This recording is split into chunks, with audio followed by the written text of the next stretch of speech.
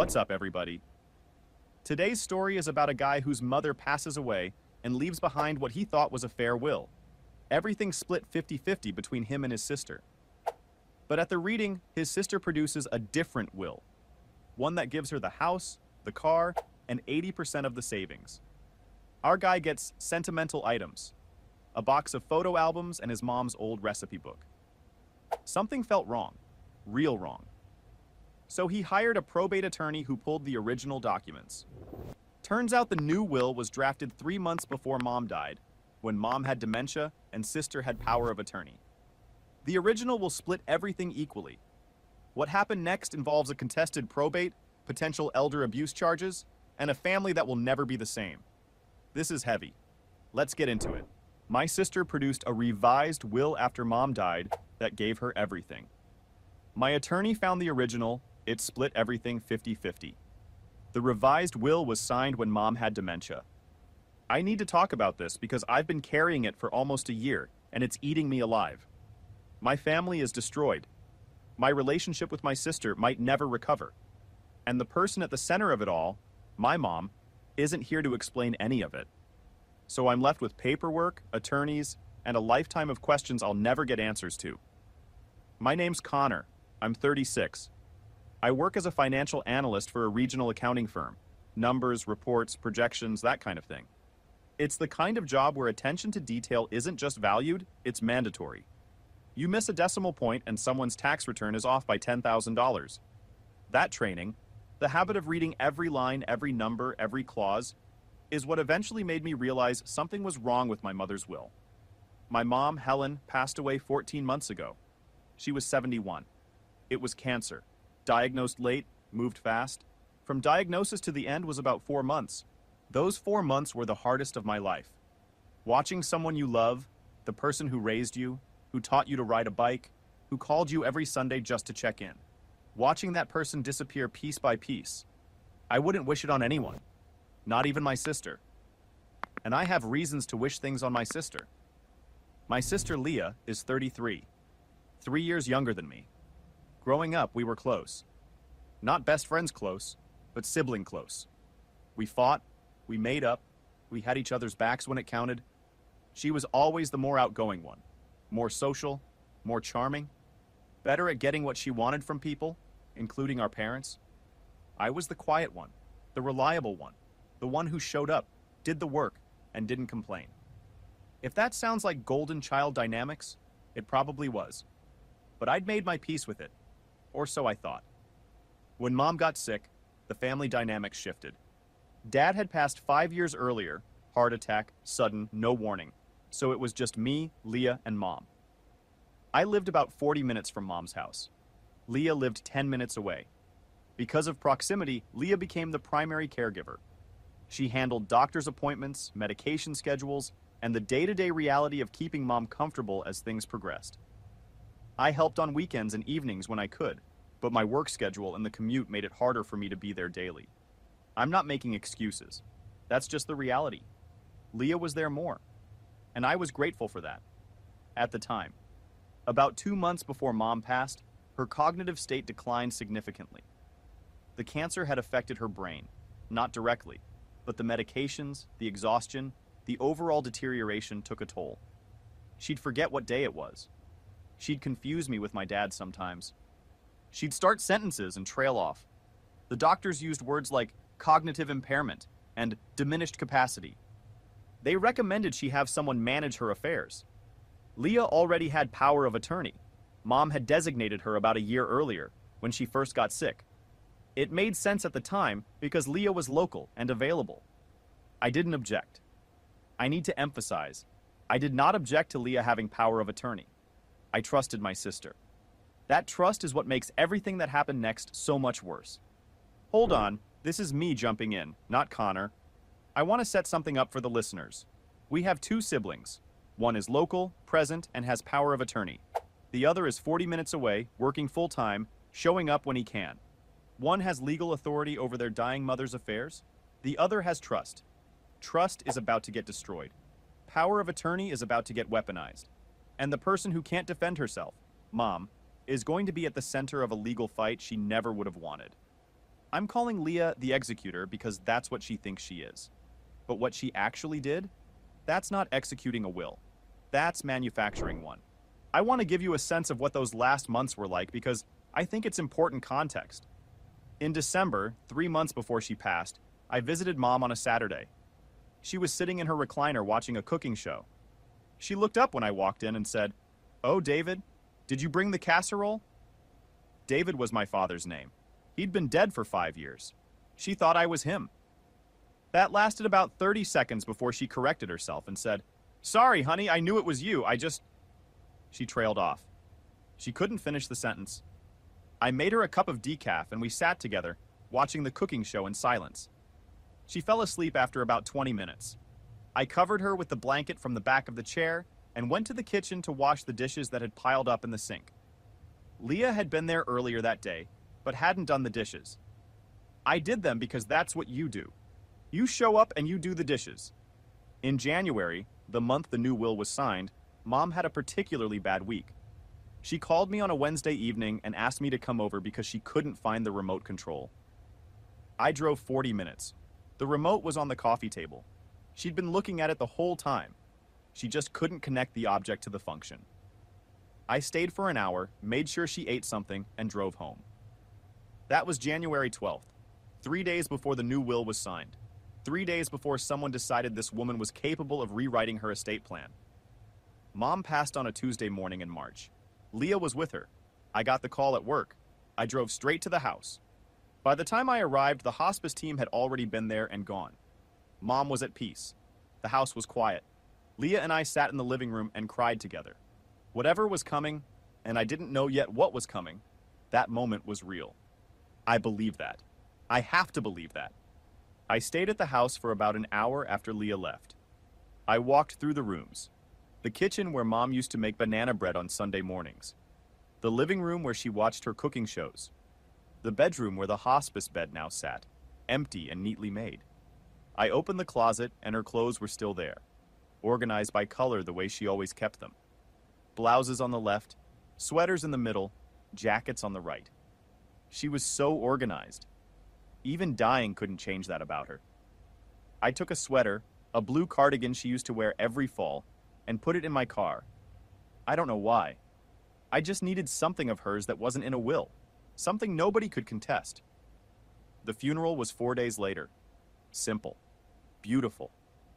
Mom had planned some of it herself, back when she was still lucid, picked the readings, the flowers, even the order of the service. She was always organized. I get that from her. The turnout was bigger than I expected, about 80 people. Mom had touched a lot of lives. Neighbors, former colleagues from the school where she taught for 28 years, friends from her book club that she'd been in since I was a kid. They all came. Her book club friends sat together in the third row, all of them holding the same edition of the book they'd been reading that month. It was the kind of funeral where the eulogies weren't performances. They were just people telling the truth about someone they loved. The will reading was scheduled for 2 weeks after the funeral. Mom's attorney, a guy named Harold Benton, who'd handled my parents' estate planning for years, set it up at his office. Me, Leah, and Harold, in a conference room with wood paneling and bad lighting. Standard stuff. Harold started by making small talk. He'd known my parents for over 20 years. He mentioned that Mom had been a wonderful client, and that he was sorry for our loss. Standard attorney stuff, delivered with what seemed like genuine feeling. Harold's not a bad guy.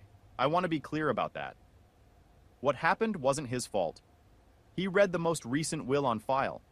That's his job. And immediately, something felt off. The will he read gave Leah the house, the car, and 80% of the liquid assets, savings accounts, CDs, a small investment portfolio that totaled about $170,000. Leah got $136,000. I got $34,000. Plus, personal items of sentimental value, which translated to Mom's recipe book, some photo albums, and a jewelry box with costume pieces. Not the good jewelry. Leah got that too. I looked at Harold.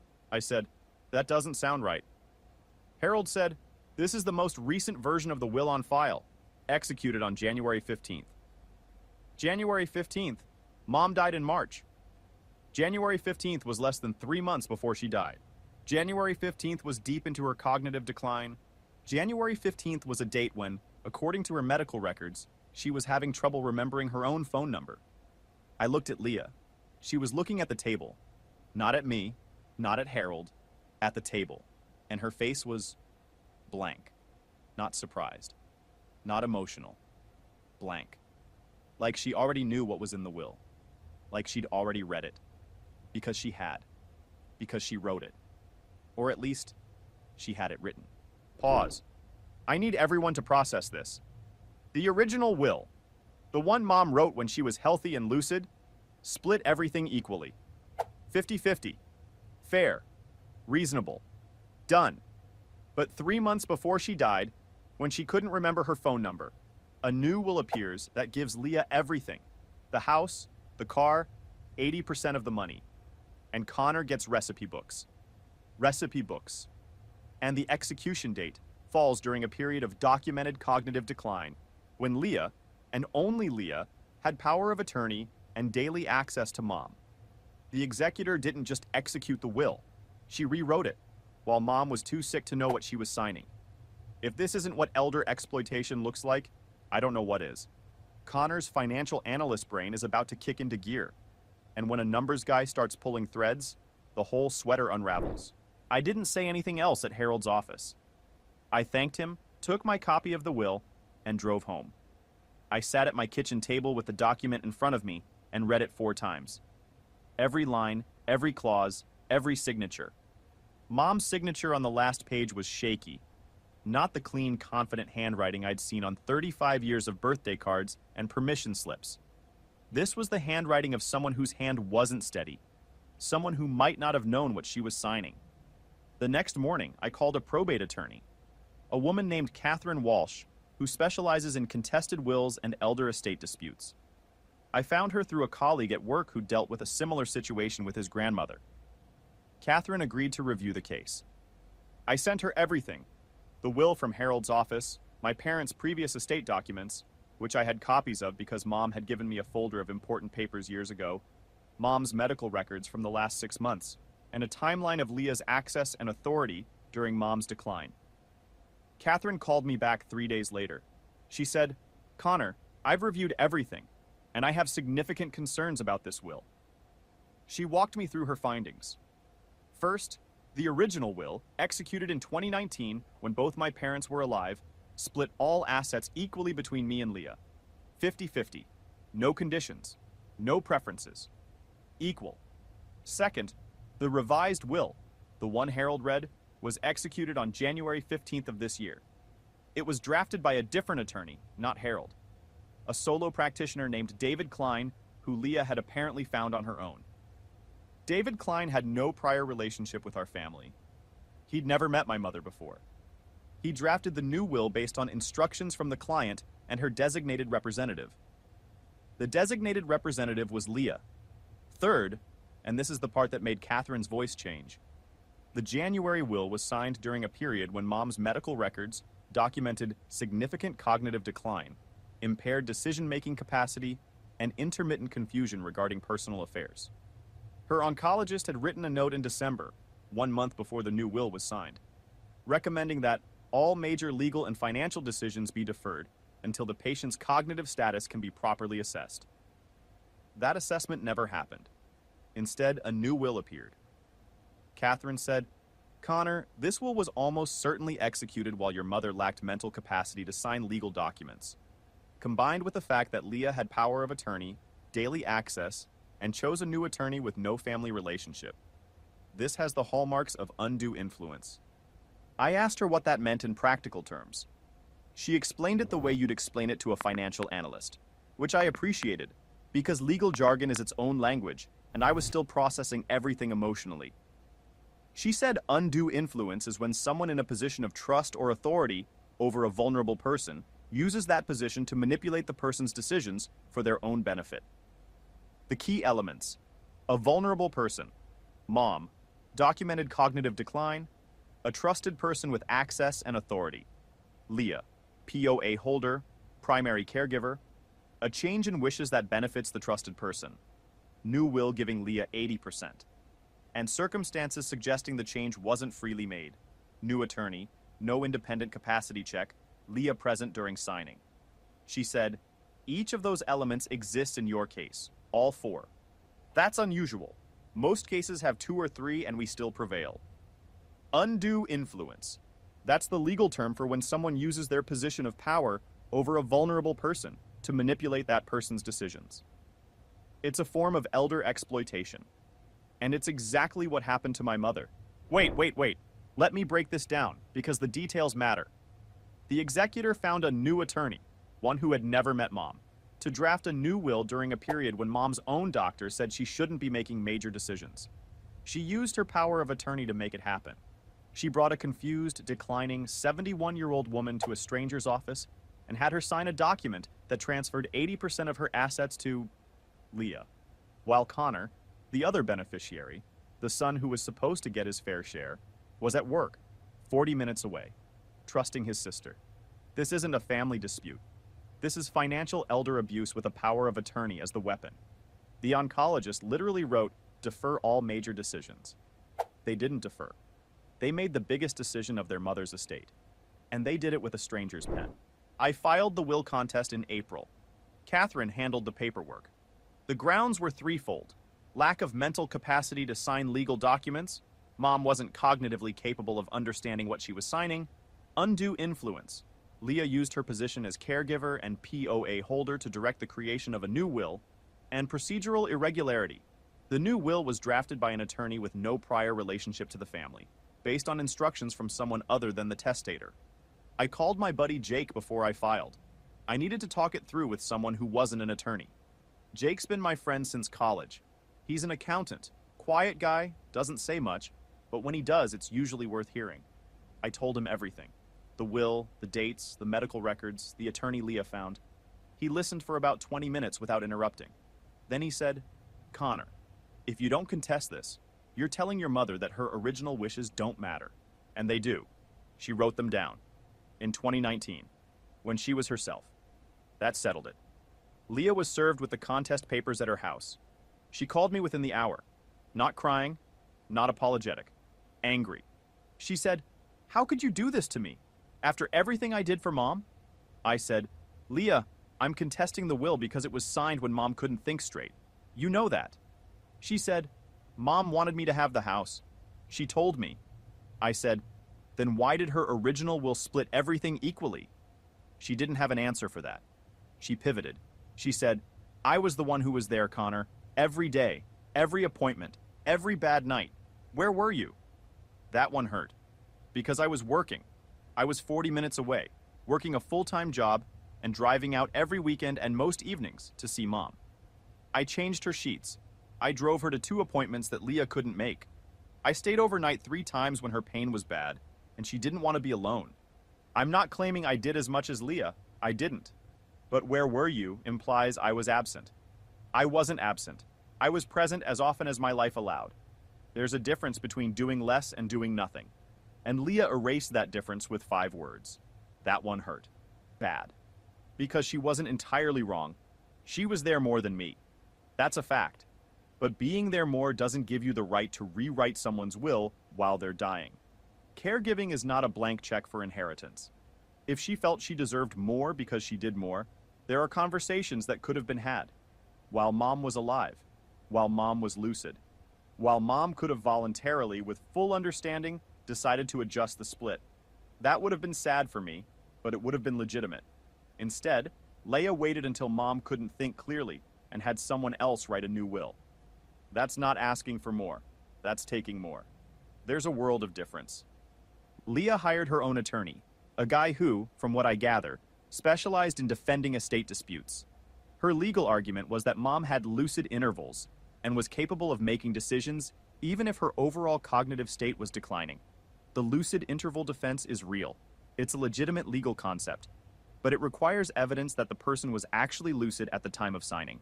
Medical records from the week of January 15th showed no such evidence.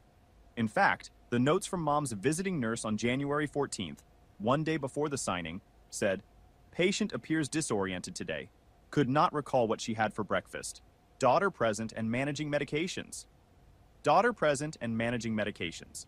One day before a new will was signed that gave that same daughter everything. The legal process took about 5 months. During that time, Leah and I didn't speak except through attorneys. The family was split. Some relatives sided with her. She took care of Helen, she deserves more. Others sided with me. A will is a will, and you don't change it when someone has dementia. Thanksgiving was canceled. Christmas was separate. My cousin Nate, Leah's side of the family, Aunt Linda's kid, sent me a message saying, "Connor, I know this is complicated, but Leah was there for your mom every single day. Maybe she earned a bigger share." I said, "Nate, she was there every day because she chose to be, and I'm grateful for that. But she used that access to change our mother's will while mom had dementia. If you think that's earning a bigger share, we have different definitions of earning." He didn't respond. My aunt, mom's sister Carol, called me once and said, "Connor, your mother would be heartbroken." I said, "My mother wrote a will that was fair. Someone else changed it. That's what would break her heart." Catherine subpoenaed the medical records, the attorney's client file, and Leah's financial records from the period in question. What came back was damning. David Klein, the attorney who drafted the new will, admitted in a deposition that he'd met with my mother only once for approximately 20 minutes, and that Leah had been present during the entire meeting. He said my mother had been quiet and appeared to defer to her daughter on several points. When asked if he'd independently assessed her capacity, he said, "I relied on her daughter's assurance that she was of sound mind." He relied on Leah's word. The person who benefited from the will change was also the person vouching for the señor's mental state. That's not just a conflict of interest, that's the whole case. Catherine presented the evidence to the probate judge in September. The judge reviewed the medical records, the deposition transcript, the comparison between the two wills, and the oncologist's note recommending that major decisions be deferred. The ruling came in October. The January will was invalidated. The 2019 will, the original, equal split, was reinstated. The estate would be divided 50-50, as Mom originally intended. The house would be sold and the proceeds split. The liquid assets would be divided equally. The car, the jewelry, everything, split. The judge also referred the case to Adult Protective Services for review of potential elder abuse. Leah hasn't been charged with anything as of this writing. I don't know if she will be. I don't know if I want her to be. She's my sister. She's the person I grew up with, fought with, shared a bathroom with for 16 years. She's also the person who took advantage of our dying mother. Both of those things are true at the same time, and I don't know how to hold them both. The judge invalidated the will. The original 50-50 split is back, and the case has been referred to Adult Protective Services. The executor's plan: find a new attorney, get the new will signed while Mom can barely remember her phone number, and collect 80% of everything, just fell apart in a courtroom. She relied on a 20-minute meeting with a lawyer who didn't bother checking if his client knew what she was signing. She relied on no one asking questions. She relied on Connor being too trusting, too busy, or too grief-stricken to notice. She forgot one thing. Connor is a financial analyst. His job is literally to find the number that doesn't match, and the number that didn't match was the entire will. Final update. I want to tell you about the moment after the judge ruled. I was sitting in the courtroom with Catherine. Leah was across the aisle with her attorney. The judge read the decision. The January will was invalidated. The 2019 will was reinstated. 50-50. Fair. I looked at Leah. She was staring straight ahead. Not crying. Not angry. Just still. Like someone who'd been running a marathon and suddenly realized the finish line had been moved. Her attorney leaned over and whispered something. She nodded without looking at him. I wanted to say something to her. I wanted to walk across the aisle and say, "Leah, I'm sorry it came to this." But I didn't, because I wasn't sorry. She made a choice, a deliberate, calculated choice to exploit our mother's condition and rewrite her wishes. And the court agreed. I wasn't going to apologize for being right. We left the courthouse through different exits. I haven't seen her in person since. The house is listed for sale. Leah and I agreed on a realtor through our attorneys. We communicate only through legal channels. I haven't heard her voice since the day she called me angry. I don't know what she looks like now. I don't know how she's doing. Part of me cares. Part of me doesn't. Both parts are valid.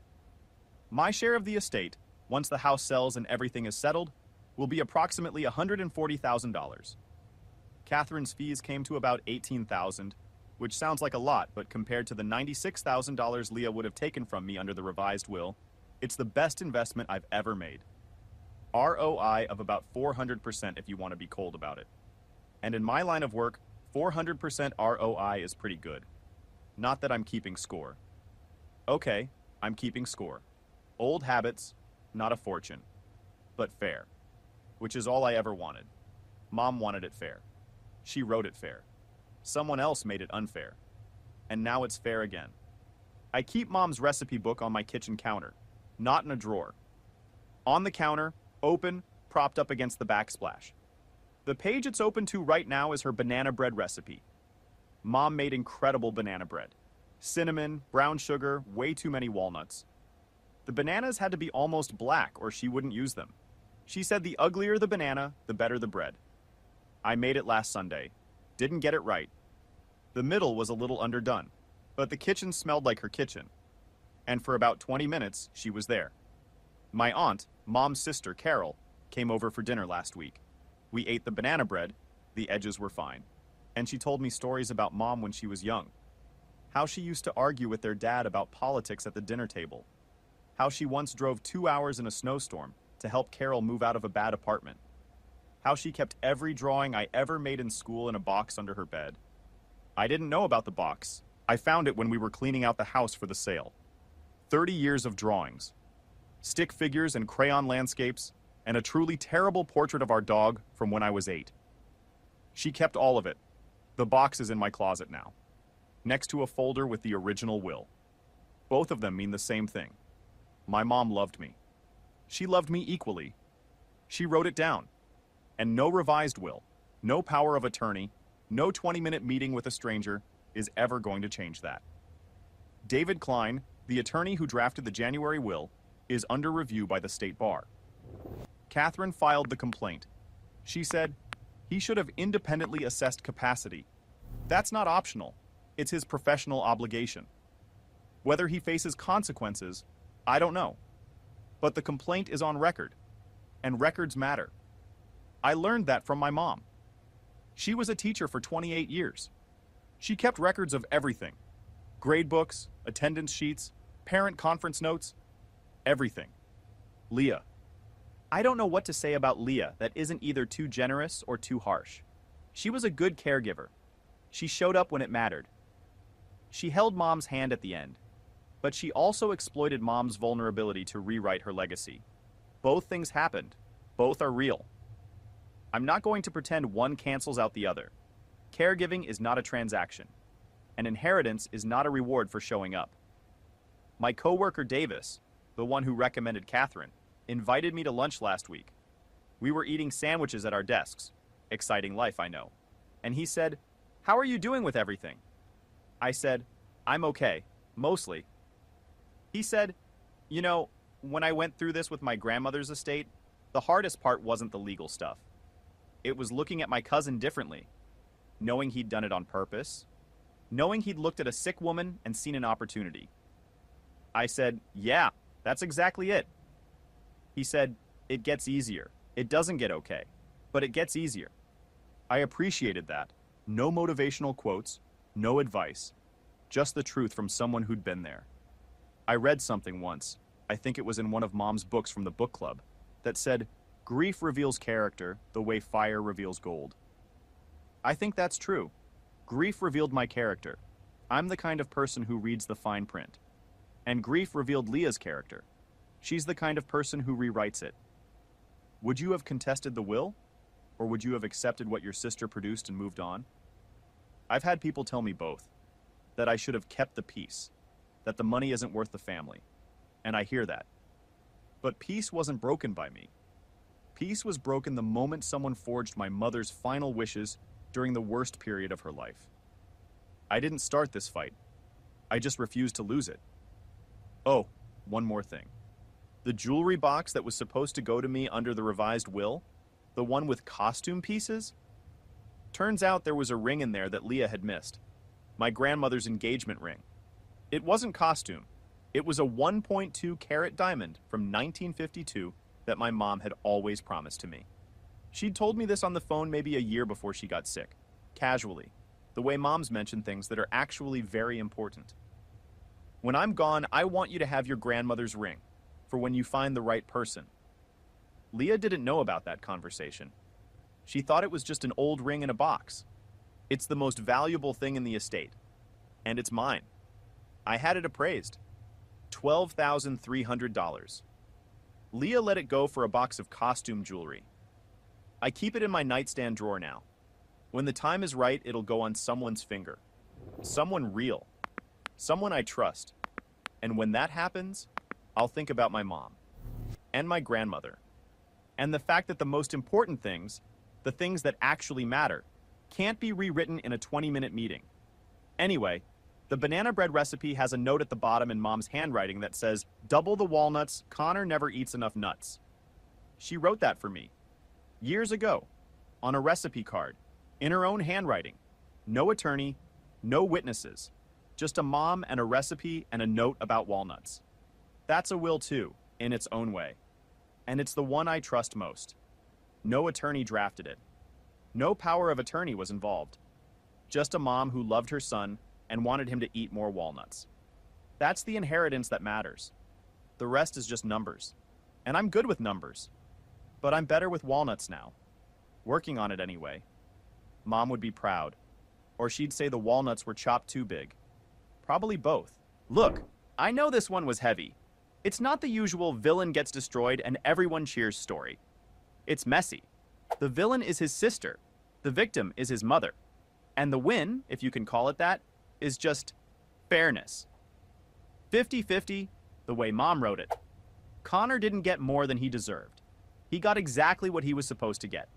And he had to fight his own family to get it. That's not revenge. That's just justice, with a probate attorney. If you're dealing with something like this, get the records, read the fine print, and never assume that family won't take advantage of family. Drop a comment. Would you have contested?